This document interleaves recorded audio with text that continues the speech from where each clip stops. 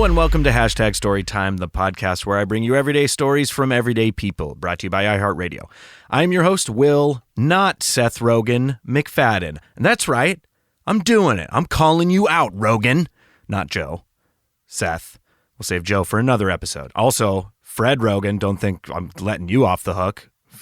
You probably don't know who Fred Rogen is unless you live on the West Coast, but he's a beloved NBC sports anchor since 1991, whose son I also directed in a middle school production of Wizard of Oz. But that is neither here nor there. Let's get back to the beef. We're talking about Seth Rogen, who also released a podcast called Storytime. What the fuck, dude? Wish you would have maybe checked if there was any other podcasts out there with that same name, but you didn't. So you know what? We added a hashtag to differentiate. And now we've got beef. We've got podcast beef. So hopefully that boosts our numbers. Anyway, today's episode is a spicy one. I mean, you could say it's NSFW, which stands for not safe for wusses. So to all my fable babies out there, if you are an actual baby, please take those adorable little headphones off and use your subprime motor skills to choose something else to listen to. Maybe Raffi. I don't know what kids are into these days. Okay? Now that they're gone, are you gone, babies? Okay, great. Now that the fucking babies are gone, let's talk about orgies. Yep, orgies. Apparently, they're happening all the time, all over town. They're right under our noses. You know, I wonder how many orgies are happening right now within like a 300-yard radius. I bet there's at least 2. I also wonder why I never get invited. How do these even come together? You know, like on an administrative level, how do they happen? Is there an app for this? Do they have like Groupons for orgies? Oh, wait, maybe I should start my own app called Groupon. I'm going to be the next Zuckerberg of sex parties. Just wait. Ugh, gross. I just envisioned Zuckerberg at a sex party. And look, I don't want to yuck anybody's yum, but if Zuck's your yum, then yuck. Also, who am I kidding? I'm too lazy to start an app, even a sexy app.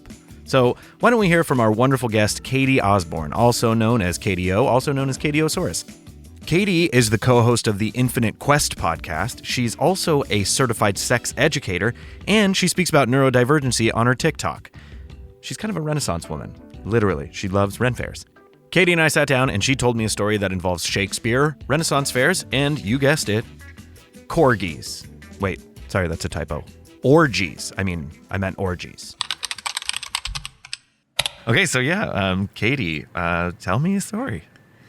Well, I would like to tell you the story of the time that I became a professional orgy organizer. I would love to hear that story. All right, so the year is maybe 2012 because I'm very bad at dates, and it is summertime, and I'm working at a very small repertory Shakespeare company somewhere in the Midwest. I'm going to anonymize a lot of this story because it's fine. I love it. And so there's a coffee. I promise this story is going somewhere, but I like to tell the whole story. Yes. So there was a coffee shop that was like right across the street from the theater where I was working. And we would go to this coffee shop like every day. And there was this fabulous older woman who would come in, and she was always just dressed to the nines and always looked just like spectacular. And she was just like a presence. You know when you just meet somebody who's like a presence? She was a presence. And so we got to talking, and she introduced herself to me, and I'm going to anonymize her name, and we're going to call her Susan for the duration of this, just because I can. Yes, Susan, okay. So Susan and I, like, we start seeing each other around this coffee shop, like, you have your coffee shop friend and whatever. And so one day, Susan comes in, and she's looking a little distraught. And I was like, oh, Susan, what's going on? And Susan says, well, it's just such a shame. I love to throw these dinner parties. And I have these dinner parties where I invite interesting people, from the community and from, like, other communities. And I bring them together and whatever. And I'm just having such a hard time filling the slots at this party. And I was like, oh, well, that sucks. And she's like, well, do you want to come? And I was like, I'm not cool, Susan. Like, I'm just a Shakespeare intern. I don't deserve a spot at the table. And Susan was like, absolutely, yes, you do. Come to this party. So we show up at Susan's just lavish, luxurious, older lady house. And, like, very important to the story. Like, just whatever you're picturing, like, make it 10 times more. Like, we're talking gold tigers. We're talking plush carpeting. We're talking, like, just a ludicrous amount of plants. It was just the best house, right? I'm picturing Susan as some combo of, like, Helen Mirren and, like, Rebecca from Ted Lasso. Yes. Okay. That's honestly, like, dead on. Perfect. And so Susan has, like, this just collection of all these, like, fabulous antiquities from her travels across the world. You know, she's like one of these people. And she has this dining room table, and it's just, you know, just this extravagant place settings and all these things. And she brings in artists. She brings in politicians. She brings in, like, the mayor and, like, just all these things. And so over that summer, I got to be a regular at Susan's dinner parties. Right. And so the next year, I go back to the same town. I'm working at the same theater, and Susan once again invites me over for the traditional, you know, weekly dinner party. And one night we're all kind of like having drinks at her house afterwards, and Susan was talking about her birthday party and how she was so frustrated about her birthday party because she was trying to plan this party and she had no idea that it was going to be so complicated, and just like, what is she going to do, because it's her 75th birthday and she really wants it to be like a really big deal, and she's like really excited. I was like, great. So I jokingly say, well, Susan, you got to get yourself a stage manager like me, and I'll, you know, plan the party. And Susan kind of looks at me, she goes, that's actually not a bad idea. And I was like, yeah. You're hired. And so then Susan kind of like looks at me. She looks at a couple other people in the room, and they all kind of start giggling. And I was like, what? She goes, well, the thing is it's not exactly what I would call, she pauses for effect, a traditional birthday party. And I was like, oh, like, what are we doing? Like, pizza party? Like bowling? Laser tag? Silly hats? What are we doing? And Susan's like, well, here's the thing. And I was like, all right. And Susan proceeds to explain to me that for the first 70 years of her life, she had not been Susan. She had been John. Oh. And so at 70 years old, she had made the decision to have gender-affirming surgery. And so that was her thing. And so as her sort of 75th birthday came around, and she'd been sort of finally being able to live as herself for the past 5 years, and she was really sort of starting to embrace, like, her sexuality and who she was and all these wonderful things, she goes, I just want to have an orgy. And I was like... I didn't know what to do, because I had been raised very conservative. Like, sex was terrifying, it was scary, it was bad, it was dirty, it was like all of these things. And I was like, well, I really like Susan, and I just, okay, all right, cool. I'm a stage manager and I'm a consummate professional. Let's go. And so Susan and I proceeded to have about 2 weeks of meeting every couple of days to get the details in order for her birthday party, which, for the rest of this story, whenever I say birthday party, just replace it with orgy in your brain. Okay? Right. Yes. Done. So she gives me this list of people who she knows are going to be interested in this orgy birthday party. And then she also is like, okay, but here's the thing, like, there's not enough people. Like, there's nothing more embarrassing than not having enough people at your orgy. And I was like, I know, if I had $1, right? Been there. So I, right? So, like, I start, like, looking on, like, FetLife, and, like, we make a posting, and I'm, like, vetting people, and I'm getting, like, STI, like, reports in the mail, and, like, I have, like, a whole secret email account set up with, like, a fake name, and, like, this, like, it's just, like, this whole thing. Also, one question. How many people is not enough people, and how many people is too many people? That is an excellent question. What is the perfect, here's the thing. You know... Because that's the thing, is you want a good ratio. You want a good ratio of folks, right? You don't want too many, you know, it'd be weird, right? Yeah, you want options. You want options too, right? But also not too many options. There's like a finesse to it. There's like a balance to this. Yeah, but I would learn that because if you got too many on. options, it's like Netflix, where I'm just like scrolling and scrolling and scrolling. I don't know what to pick. Right. And it was this wonderful thing where, like, like, going into this party, the, like, jams were, like, very important. We were like, okay, what are the what's the playlist gonna be? What are the jams gonna be? And we kept, like, focusing on the you know, so I had, like, a Spotify playlist, and then Meatloaf, you know, nothing but Meatloaf. right? Just that the whole time. So then Susan's like, okay, well, I think we're like about set on the guest list, but, like, now we got to get, like, the accoutrement for the party, right? Masks. So this fabulous bitch gives me, like, $500 in cash And she sends me to, like, the local CVS. Because I want to be very clear. This is a small town in the Midwest. Right. Like, this is not, like, you know, big town USA. And so she sends me, and it got, like, $500. And I'm just, like, at CVS, like, just putting all the lube and condoms just in a bag. And I'm getting, like, Gatorade and, like, orange slices and Tostitos and shit. Like, it was Chewy just bars. the weirdest. You're like a weird soccer mom. Right? Well, and that was the thing. Is, like, I literally, because I was a stage manager, and because of just like how my brain works in terms of event planning, I was like, snacks. We have to have jams, we have to have snacks, and we have to have, you know, cool folks for the orgy. Right. Band-Aids, too. Band-Aids. I mean, so much planning went into this fucking thing. I was like, all right, cool. So I'm really nervous because, first off, I have this very weird connection with my sexuality. Like, I don't really know who I am yet. I'm just kind of like, sex is scary and weird, and I'm about to go to a party that's just like all sex all the time. Right. And so... Not only go to, stage manage. Stage manage an orgy. Like, I'm about to stage manage my first orgy of you're gonna be like, several. Susan, enter stage left. Too. Well, it's funny you mentioned that, because that was the next part of the story.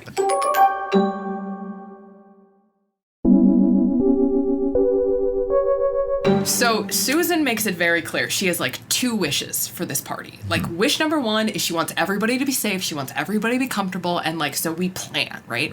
And so at the beginning of the party, like, everybody gathers into this room, and they brought like this big, like, motorcycle gang looking dude in. And he was like, now listen, like, but it was so funny because like, he just like yelled. He was just like, respect and consent. And I was like, oh God, I'm so scared. I'm gonna like, oh God. And then I was like, and hey everybody, just so you know, so there's Gatorade over on the counter, and I've got like my little clipboard. I had an earpiece. It wasn't connected to anything, but it made me feel important. Right. And so I'm checking people in and all this stuff. But Susan's second wish. Are you also wearing a Venetian mask at this point? We were not. There were actually a couple people who did show up in Venetian masks, but No, I was off. in stage blacks. Okay. It just felt right. Right. So Susan's like secondary wish for this party was she wanted an entrance. Like, she wanted an entrance. Yes. And so at the stroke of 8 p.m., like, literally grandfather clock, sound effects. There was no grandfather clock, but we made it happen. Chimes, right? Music, whatever. And Susan just descends the staircase of this house in this glorious, like, old-timey Hollywood robe. And she, like, stops, like, on, like, the center stair. And she, like, slowly, like, pulls the belt off. And I was like, oh, shit, I'm about to see a naked lady for the first time in my life, except for me. And she just dropped it, like, just so elegantly, just like, let it fall. Yes. And that was also when I found out that she had a dinosaur tattoo, which will also become important to the story later on. So she's standing there, like, naked on the stairs, and she just, like, puts her hands up in the air like it's goddamn Sunset Boulevard, and she's like, welcome to the greatest party of your lives. Yes. And that is how, like, I want to be very clear, that's also how she talked, and it was wonderful. Wow. And so I was like, okay, cool. So then the orgy starts, and I just want to be very clear, once an orgy starts, there's not a lot to report. Like it's exactly what you think is happening. It's just, you know, it's fine. And so I'm sitting there with my little basket of, like, condoms and, like, lube, and I'm like, hot towel, Gatorade, orange slices. I'm just, like, soccer momming the shit out of this event. Yeah. And so this guy comes up to me, like, midway through the party, and he's like, hey, I just want you to know that you're really pretty. And I was like, oh, thanks so much. I really appreciate it. He's like, yeah, so do you come to parties like this often? I was like, oh my God, no. Like, this is my first time. Like, I was like, I'm actually just, like, helping Susan run the party, like, as a favor. And he's like, oh, cool. So you party plan? Like, you kind of do this kind of party planning? And I was like, and all of a sudden, I don't know what it was. I don't know what divine inspiration happened. I don't know what, like, moment of genius occurred, but my brain just went, say yes, you're going to make money. Yes. Right? Business opportunity. Knocking. Yeah, so I was like, yeah, you know, I dabble. Like, I'm just trying to sound cool. So I tell this guy, yeah, and I give him my card. And I'm like, yeah, I'm just so you know, like, I'm only around, like, for, like, parts of the year, because, like, I work with this company. And he's like, oh, yeah, no problem. And so then couple months later, like, we can flesh out the rest of the story if you want to know about it. But that's the party part. Is that pun intended? Flesh out the rest of the You're story? welcome. Well, what I do want to just find out is, did Susan have the party ever? Did it live Yes. up? Okay. Susan had a very good time. Fantastic. She had a time so good that it literally changed me as a person forever, and I'm not being facetious, like genuinely. And I was like, okay, cool. Well good times done. were had by good all. Time. Yes, I kissed a lady. That was the first night I ever kissed a lady. Wow. I got very bold at the end of the night, and I smooched a lady. It was very exciting. And so, but a couple months later, I get an email from like this like very anonymous account, like, hey, so I heard that you might be a person who plans I was like, this is so sketchy, like this, and I was like, yes, I'm stage manager, event planning and stuff. Do you happen to be a friend of Susan? Mm-hmm. And they email back, they're like, yes. And so then for like 5 years, are you a friend of Susan became like code. It was like a secret code in my life. And people would like email me and be like, party for a friend of Susan. And I was like, okay, great. And so Did you make business cards that just said friend of Susan? I did not, but now I regret it. Friend of Susan Entertainment. And so it was like, and so I started like on the down low planning like kink and BDSM and like orgy parties for people all over the Midwest. And then, right? And that was my secret summer job while I was working as an intern at the Shakespeare Festival, because they didn't pay any money. And so I was like, I really wanted to work there and I really loved doing Shakespeare. But I was like, I need money. And so that was how I did that for 4 or 5 years. And then after that, I went to grad school, and grad school is where I became a professional dominatrix because of all of that. And so that's how I put myself through grad school. And now I'm a certified sex educator, and I talk about neurodiversity and kink and ADHD and stuff on the internet. And it's all because of Susan. Your LinkedIn is so fascinating.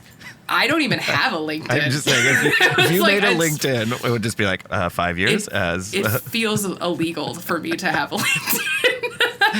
I think you should make. I think we should start a LinkedIn for you. I think so. I think just you would like win. You would win LinkedIn. I might. But so actually, the reason why this story was on my mind was because a couple months ago, Susan passed away. And so, in honor of Susan, I got, after being Catiesaurus for a very long time, which slightly inspired by Susan, like not all the way, but like I always remember that dinosaur tattoo. Now I have one of my own. It's right here. I mean, you can't see it on the podcast, but and it's actually the same one that she had. I had the tattoo artist. I found a picture of it, and I had them replicate it. And so I have a little memory of Susan as the first person to introduce me to like sex and kink and the beautiful world of sex. And here I am. Opened the whole world up to you. It did. It really did. It was a very interesting night. I could imagine. I love that. I love that you got that tattooed to honor Susan, and that's such a that is a wild resume that you have, right? But my life is very weird. It's fine. I guess my last question is, I have a birthday coming up, and okay. I'm just kidding. Yeah, sure. I still will. I mean, if you want to hire me, 100%. I'm very good at it now. I got very efficient at it. Like, I had systems, I had spreadsheets, I had checklists, I had, like, set lists, I had call times. Like, everybody would get call times and shit. Like, I ran that shit. Like, it was a goddamn production of Hamlet.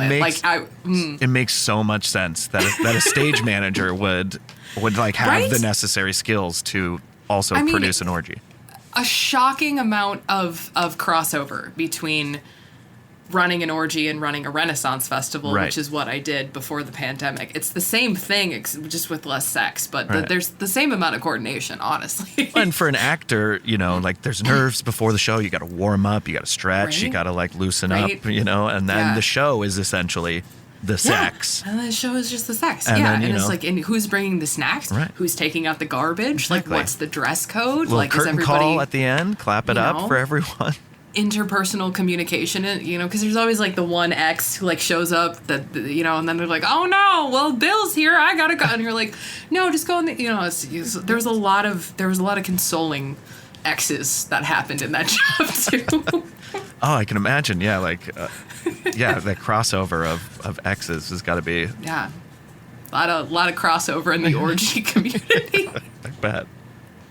It's a tight-knit community. It's true, but I mean the most, like, I've told this story like a couple of times at like parties and stuff, and the real thing that I think people are like fascinated by is there's always one person who goes, so like how many orgies happen like just around me, like all like without, and I'm like, far more than you think. Yeah. Far more orgies are happening around you at any given time than you might ever know. You're just not getting the right invites. It's like spiders. They're everywhere. Just an orgy within 8 feet of you at all times, statistically. Sometimes they crawl in your mouth when you sleep. It's find $1. Now that is a birthday party. You know what I mean? When I'm in my mid-70s, I hope I have half of Susan's stamina. Hopefully she's in heaven right now having an amazing orgy with like Abraham Lincoln and Joan of Arc and, maybe Bob Ross. I feel like he's got a big one. Anyway, thanks to Catie O for sharing that story. Make sure to check out her podcast, the Infinite Quest podcast, and follow her on Instagram and TikTok at Catieosaurus. All those links are in the description.